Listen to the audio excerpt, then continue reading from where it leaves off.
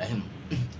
দেখেন যে ভারতের খুব কাছে, এই ভারতের কাছে ইরানের যে আপনার যুদ্ধ জাহাজ এটাকে ধ্বংস করে দিল কে? আমেরিকা। তাহলে ভারত এত পাওয়ারফুল দেশ এবং তারা নিজেরা পরশক্তি হতে চায়, কিন্তু এই ভারতের কাছে এত কাছাকাছি আপনার আমেরিকার গোয়েন্দা এই দেশ সাবমেরিন লুকিয়ে আছে, কিন্তু ভারতের গোয়েন্দা সংস্থা জানে না। এখানে তাজ্জব বিষয় না? তাহলে দেখেন আজকে আজকে যদি আপনারা আমেরিকার পররাষ্ট্রমন্ত্রী কি বলছে, এর পররাষ্ট্রমন্ত্রী বলতেছে যে ভারতকে কখনোই চীনের মতো শক্তিশালী হতে দিবে না। তার মানে কি? অর্থাৎ আপনি যদি এই হিসাব যদি দেখতে চাই, তাহলে আপনি 2024 সালে যাইতে হবে। 2024 সালে যখন নরেন্দ্র মোদী আপনার এটা ব্রিক্স সফরে যায় এবং ব্রিক্স সম্মেলনে যায়। আর ব্রিক্স কি? ব্রিক্স হলো আঞ্চলিক ইকোনমিক এই যে কনভার্সন ইন্টারগ্রেশন দেশগুলোকে নিয়ে একটা এই সেন্টার, যেখানে আপনার কোঅপারেশন অর্থনৈতিক আপনার ভূ রাজনীতিক এই যে তৈরি হবে উভয় রাষ্ট্রগুলোতে।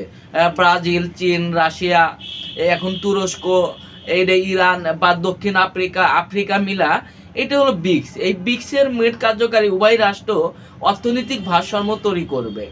এখন যখনই নরেন্দ্র মোদীর ভাষণে কি বলছে, 2024 সালে নরেন্দ্র মোদী বলতেছে যে আমেরিকার ডলারকে পরিবর্তন করে ভারতের রুপিকে বিশ্ব শাসন করবে এবং ভারতের রুপেই আগামীতে বিশ্ব শাসন করবে।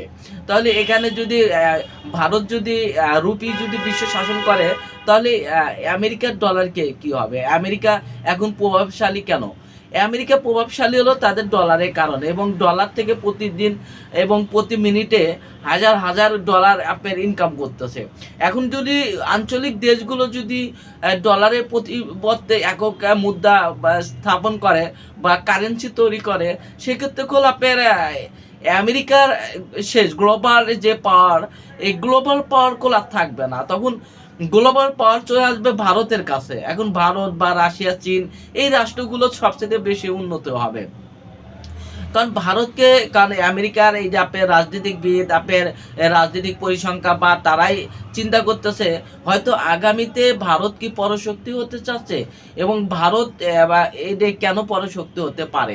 এই যে সেই জন্যই আপনার ভারতকে চাপে রাখার জন্যই আপনার ভারতের পিলে আপনার আমেরিকার গোয়েন্দা ড্রোন এবং গোয়েন্দা সাবমেরিন টর্নেডো এগুলো বসা রাখছে ভারতকে ধরার জন্য। এখন যে কোনো টাইমে এখানে পরবর্তী টার্গেট যে ভারত হবে, এটাই প্রকাশ পাচ্ছে। সবাই ভালো থাকুন। আসসালামু আলাইকুম।